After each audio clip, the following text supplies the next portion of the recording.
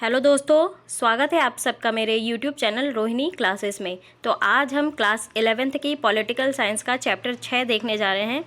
2-3 दिन से वीडियो इसलिए नहीं आ रहा था कि आप सभी जानते हैं कि दीपावली का जैसे कि त्यौहार रहता है, सब लोग अपने घर जाते हैं, तो मैं भी अपने घर गई हुई थी, लेकिन अब मैं आ गई हूँ। तो अब जो है पढ़ाई स्टार्ट करते हैं और आज हम बात करेंगे न्यायपालिका के बारे में, यानी कि जुडिशियल सिस्टम हमारा। ठीक है, मैंने आपको जब विधायिका और कार्यपालिका पढ़ाया था तो मैंने ये बताया था कि किसी भी लोकतांत्रिक देश में 3 प्रमुख अंग हैं। हम 2 प्रमुख अंग के बारे में देख चुके हैं, कार्यपालिका और व्यवस्थापिका। और आज हम बात करेंगे न्यायपालिका, यानी कि संप्रभुता संपन्न हमारा देश है ना। तो राज्य की तरफ से कानून का सही अर्थ जो है निकालते हैं न्यायपालिका के माध्यम से। और न्यायपालिका जो है विवादों को सुलझाने और अपराध कम करने का काम करती है। और आज हम इसी के बारे में डिटेल वे में स्टडी करेंगे। तो चलिए बिना किसी देरी के स्टार्ट करते हैं। तो थोड़ा सा हम परिचय के बारे में अगर बात कर ले तो देखिए, आमतौर पर न्यायालय यानी कि जुडिशरी सिस्टम यानी कि कोर्ट को जो है विभिन्न व्यक्तियों और निजी संस्थानों के आपसी विवादों को सुलझाने वाले पंच के रूप में देखा जाता है। लेकिन न्यायपालिका जो है ना, कुछ महत्वपूर्ण राजनीतिक कामों को भी अंजाम देती है। न्यायपालिका जो है सरकार का एक महत्वपूर्ण अंग है। अगर हम बात करें सर्वोच्च न्यायालय यानी कि सुप्रीम कोर्ट की, तो भारत का जो सर्वोच्च न्यायालय है वास्तव में विश्व के सबसे शक्तिशाली न्यायालयों में से एक है। मैं आपको बता दूं कि 15 अगस्त 1947 को हमारा देश स्वतंत्र हुआ, आप सभी को पता है। और 26 जनवरी 1950 से भारतीय संविधान लागू हुआ। तो इस संविधान के माध्यम से ना जो ब्रिटिश न्यायिक समिति चल रही थी, इसके स्थान पर नई न्यायिक संरचना का गठन हुआ। ठीक है, इसके अनुसार भारत में कई स्तर के और विभिन्न प्रकार के न्यायालय हैं। जैसे देखिए, लोअर कोर्ट होता है, फिर जिला कोर्ट होता है, इसके बाद जो है राज्य कोर्ट होता है, इसके बाद सर्वोच्च न्यायालय। ठीक है, तो सबसे सर्वोच्च न्यायालय कहाँ स्थित है? न्यू दिल्ली में। पूछा भी जाता है एग्जाम पे। ठीक है, और जिसके जो मुख्य न्यायाधीश होते हैं ना, इनकी नियुक्ति जो है राष्ट्रपति के माध्यम से की जाती है। और प्रत्येक राज्यों में उच्च न्यायालय हैं। तो उच्च न्यायालय के नीचे जिला न्यायालय और उसके अधीनस्थ न्यायालय, जिन्हें निचली अदालत कहते हैं। ठीक है, तो ये चीज़ है। अब देखिए, 1950 से ही न्यायपालिका ने संविधान की व्याख्या और सुरक्षा करने की महत्वपूर्ण भूमिका निभाई है।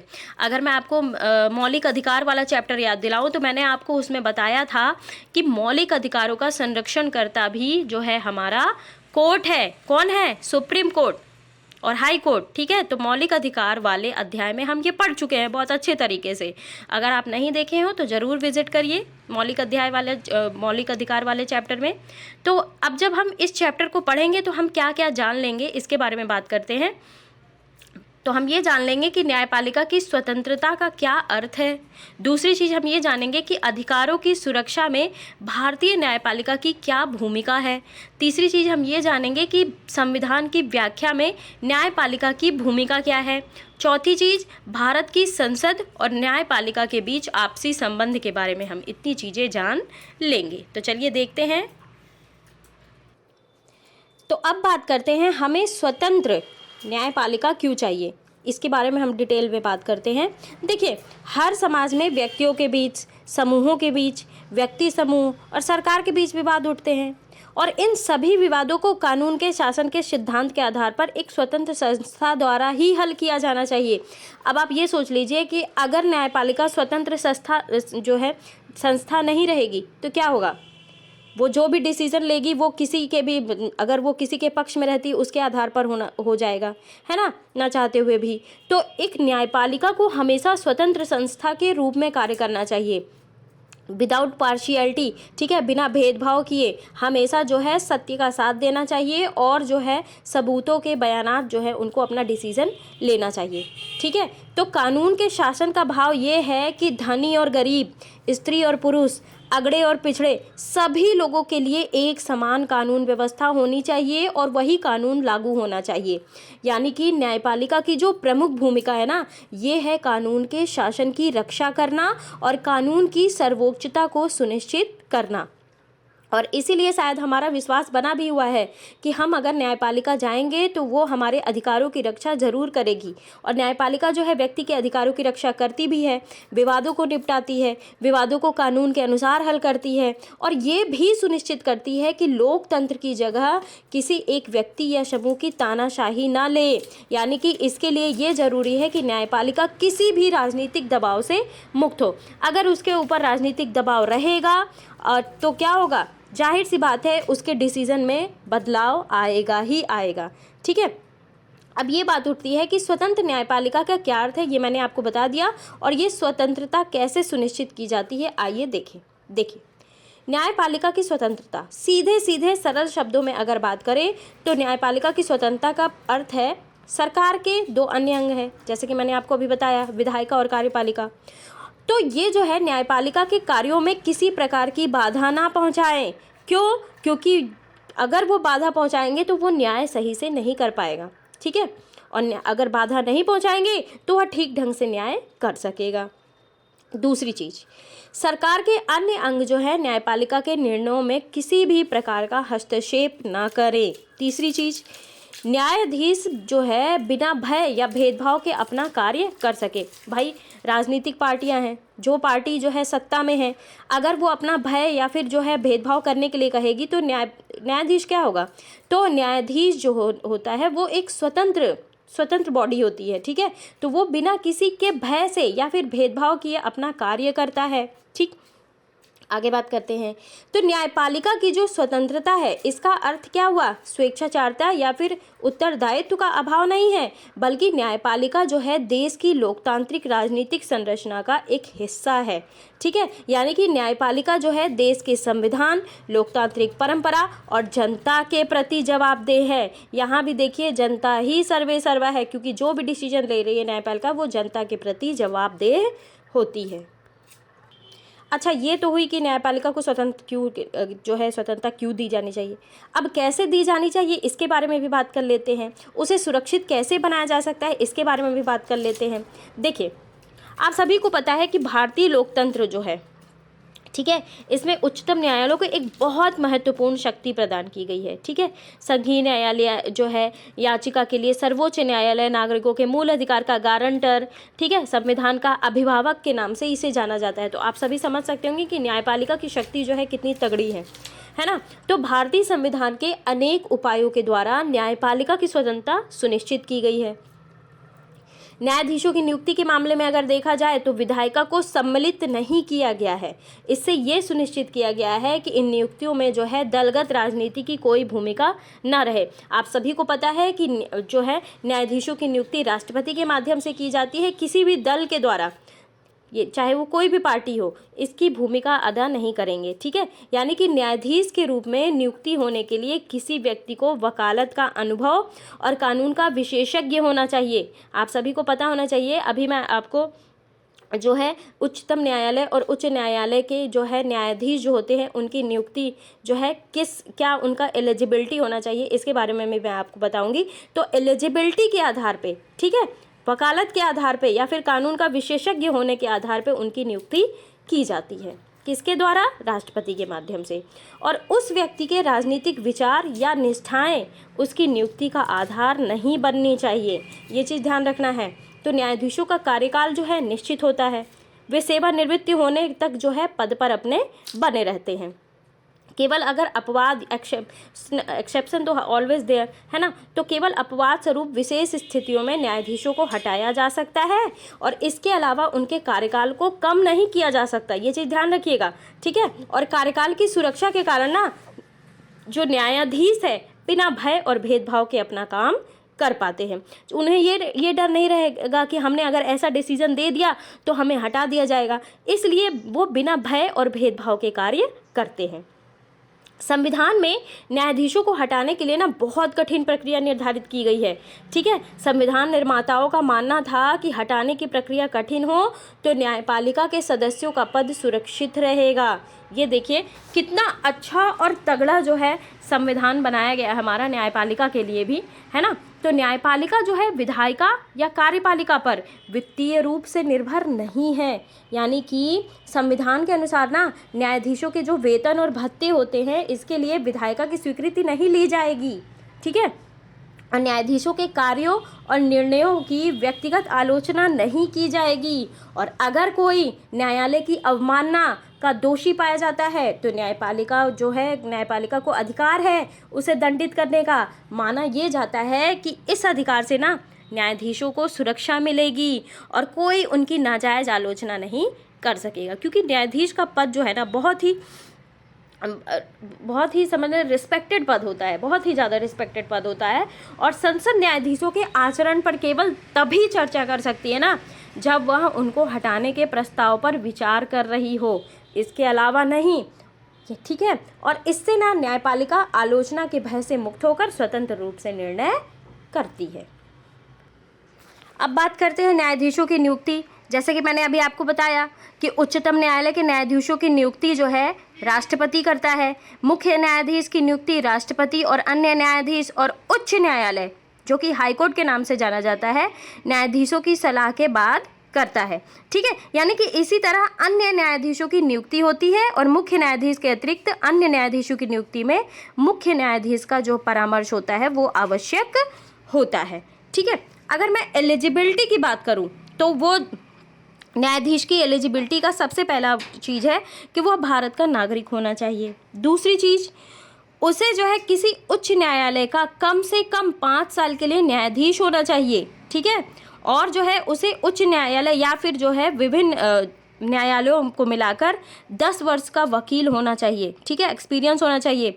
और राष्ट्रपति मत में उसे सम्मानित न्यायविद होना चाहिए। इतनी चीज़ें होनी चाहिए। देखिए, न्यायाधीशों की नियुक्ति कभी भी राजनीतिक रूप से निर्विवाद नहीं रही है ना। ये जो है राजनीतिक प्रक्रिया का एक हिस्सा है और ये बात अपने आप में महत्वपूर्ण हो जाती है कि उच्च न्यायालय और सर्वोच्च न्यायालय में न्यायाधीश कौन है। इससे संविधान की व्याख्या पर फर्क पड़ सकता है। न्यायाधीश का राजनीतिक दर्शन क्या है, सक्रिय और मुखर न्यायपालिका के बारे में उसकी क्या राय है, नियंत्रित और प्रतिबद्ध न्यायपालिका के विषय में उसके क्या विचार हैं। और ये जो सारी बातें हैं ना, इन बातों का प्रभाव जो है लागू किए जाने वाले कानून पर पड़ता है, ठीक है। मंत्रिमंडल, राज्यपाल, मुख्यमंत्री, ठीक है, और भारत के मुख्य न्यायाधीश, ये सभी न्यायिक नियुक्ति प्रक्रिया को प्रभावित करते हैं। अब देखिए, भारत के मुख्य न्यायाधीश की नियुक्ति के मामले में जो है वर्षों से परंपरा बन गई है कि सर्वोच्च न्यायालय के सबसे वरिष्ठ यानी कि सबसे ज्येष्ठ जो है न्यायाधीश को इस पद पर नियुक्त किया जाता है। लेकिन इस परंपरा को 2 बार तोड़ा गया है। कब कब तोड़ा गया है ये भी आप जान लो। 1973 में 3 वरिष्ठ न्यायाधीशों को छोड़कर न्यायमूर्ति A.N. रे को भारत का मुख्य न्यायाधीश नियुक्त किया गया। और 1975 में न्यायमूर्ति HR खन्ना को पीछे छोड़ते हुए न्यायमूर्ति M.H. वेग को जो है नियुक्त की गई। ये चीज़ भाई गलत हुई है ना। तो सर्वोच्च न्यायालय और उच्च न्यायालय के अन्य न्यायाधीशों की नियुक्ति जो है वो राष्ट्रपति भारत के मुख्य न्यायाधीश के परामर्श के अनुसार करता है। इसका अर्थ ये हुआ कि नियुक्ति के संबंध में वास्तविक शक्ति मंत्रिपरिषद के पास है। फिर मुख्य न्यायाधीश की सलाह का क्या महत्व है तो ये भी जान लेते हैं। देखिए, 1982 से ना 1998 के बीच ये विषय बार बार सर्वोच्च न्यायालय के सामने आया। शुरू में तो न्यायालय का विचार था कि मुख्य न्यायाधीश की भूमिका पूरी तरीके से सलाहकार की है, लेकिन बाद में न्यायालय ने माना ना कि मुख्य न्यायाधीश की सलाह राष्ट्रपति को जरूर माननी चाहिए, ठीक है। और आखिरकार सर्वोच्च न्यायालय ने एक नई व्यवस्था की। इसके अनुसार जो है सर्वोच्च न्यायालय का मुख्य न्यायाधीश अन्य 4 वरिष्ठतम न्यायाधीशों की सलाह से कुछ नाम प्रस्तावित करेगा और इसी में से राष्ट्रपति जो है वो नियुक्तियां करेगा। यानी कि क्या हुआ, मुख्य न्यायाधीश और जो है अन्य 4 न्यायाधीश ये जो है मिलके कुछ नाम सजेस्ट करेंगे और उन्हीं नामों में से राष्ट्रपति जो है नियुक्ति करेगा। इस प्रकार क्या हुआ, इस प्रकार सर्वोच्च न्यायालय ने नियुक्ति की सिफारिश के संबंध में ना सामूहिकता का सिद्धांत जो है स्थापित किया और इसी कारण आजकल नियुक्तियों के संबंध में सर्वोच्च न्यायालय के वरिष्ठ न्यायाधीशों का समूह का ज़्यादा प्रभाव है। और इस तरह न्यायपालिका की नियुक्ति में सर्वोच्च न्यायालय और मंत्रिपरिषद महत्वपूर्ण भूमिका निभाते हैं। अच्छा, ये तो थी भाई नियुक्ति की बात। अब नियुक्ति हो गई तो हटना भी है। पद से हटते कैसे हैं इसके बारे में भी हम बात कर लेते हैं। न्यायाधीशों को पद से हटाना बहुत ही जटिल प्रक्रिया है। जैसे कि मैंने आपको बताया, सर्वोच्च न्यायालय और उच्च न्यायालय के न्यायाधीशों को उनके पद से हटाना ना ऐवे ही नहीं है, ठीक है, हटाना बहुत कठिन है। उनके ऊपर कदाचार साबित होने या फिर अयोग्यता की दशा में ही उन्हें पद से हटाया जा सकता है। न्यायाधीश के विरुद्ध जो है ना आरोपों पर संसद में एक विशेष बहुमत की स्वीकृति जरूरी होती है, ठीक है। अच्छा, एक चीज़ आपको याद होगी, विशेष बहुमत मैंने आपको बताया था, ठीक है। विशेष बहुमत क्या है, इसे हमने चुनाव वाले चैप्टर में देखा है। इससे ये स्पष्ट है ना कि न्यायाधीश को हटाने की प्रक्रिया अत्यंत कठिन है और जब तक संसद के सदस्यों में आम सहमति न हो तब तक किसी न्यायाधीश को नहीं हटाया जा सकता। और ये भी गौरतलब है कि जहां इनकी नियुक्ति कार्यपालिका की महत्वपूर्ण भूमिका है, वहीं इनको हटाने की शक्ति में ना विधायिका के पास शक्ति है। तो देखा, दोनों की शक्तियां मिलकर न्यायपालिका की शक्ति निश्चित की गई। और न्यायपालिका जो है अपने आप में एक स्वतंत्र संस्था है, यानी कि तीनों जो है एक दूसरे से कोरिलेटेड भी हैं और तीनों जो है एक दूसरे से स्वतंत्र भी हैं। तो इसके द्वारा सुनिश्चित ये किया गया कि न्यायपालिका की स्वतंत्रता बची रहे और शक्ति संतुलन भी बना रहे। और अब तक संसद के पास जो है किसी न्यायाधीश को हटाने का केवल एक प्रस्ताव जो है विचार के लिए आया था। और इस मामले में हालांकि 2/3 सदस्यों ने प्रस्ताव के पक्ष में मत दिया, लेकिन न्यायाधीश को हटाया नहीं जा सका। क्यों? क्योंकि प्रस्ताव पर जो है सदन की कुल सदस्य संख्या का बहुमत प्राप्त नहीं हो सका। अच्छा, क्या था माजरा, इसके बारे में भी हम देख लेते हैं। 1991 में क्या हुआ कि पहली बार संसद के 108 सदस्यों ने सर्वोच्च न्यायालय के एक न्यायाधीश को हटाने के प्रस्ताव पर हस्ताक्षर किए। न्यायमूर्ति वी रामास्वामी पर यह आरोप था कि पंजाब और हरियाणा उच्च न्यायालय के मुख्य न्यायाधीश के रूप में उन्होंने वित्तीय अनियमितता की। संसद ने उन्हें हटाने की प्रक्रिया शुरू की। इसके एक वर्ष बाद 1992 में सर्वोच्च न्यायालय ने न्यायाधीशों की एक उच्च स्तरीय जांच समिति न्यायमूर्ति वी रामास्वामी को पंजाब और हरियाणा उच्च न्यायालय के मुख्य न्यायाधीश रहते सार्वजनिक धन का निजी उद्देश्यों के लिए इस्तेमाल करने और संवैधानिक नियमों की धज्जी उड़ाने के कारण नैतिक पतन और पद का जानबूझकर गंभीर दुरुपयोग करने का दोषी पाया। और इतने कठोर आरोपों के बाद भी रामास्वामी पर संसद में महाभियोग सिद्ध न हो सका। महाभियोग के प्रस्ताव के पक्ष में सदन में मौजूद और मतदान करने वाले सदस्यों के जरूरी 2/3 मत तो पड़े, लेकिन कांग्रेस पार्टी ने सदन में मतदान में भाग ही नहीं लिया। यानी कि क्या हुआ, इस प्रस्ताव को सदन की कुल सदस्य संख्या के आधे का भी समर्थन नहीं मिल पाया। तो ये वहीं पे अपने आप जो है खारिज हो गया, ठीक है। अब अगले पार्ट में हम देखेंगे न्यायपालिका की संरचना के बारे में। कैसा लगा ये वीडियो ज़रूर आप मुझे कमेंट बॉक्स में बताइए। गाइस, ये चैप्टर बहुत ही महत्वपूर्ण है। जिस प्रकार विधायिका और कार्यपालिका चैप्टर महत्वपूर्ण था, उसी प्रकार ये न्यायपालिका भी महत्वपूर्ण है। न्यायपालिका क्योंकि ये जो है हमारे कानून का संरक्षण करता है, हमारे मूल अधिकारों का संरक्षण करता है। किसी भी विवाद का निपटारा न्यायपालिका के माध्यम से ही होता है। तो हमारी न्यायपालिका क्या है, इसके बारे में हमें जानना बहुत ज़रूरी है और एग्ज़ाम पॉइंट ऑफ व्यू से तो ज़रूरी है ही। तो गाइस, चैनल को सब्सक्राइब कर लीजिए, ये बेनिफिशियल रहेगा आपके लिए। और जो है अपने दोस्तों में वीडियोज़ को शेयर करना बिल्कुल भी ना भूलें, बेल आइकन प्रेस करना बिल्कुल भी ना भूलें। Thank you very much.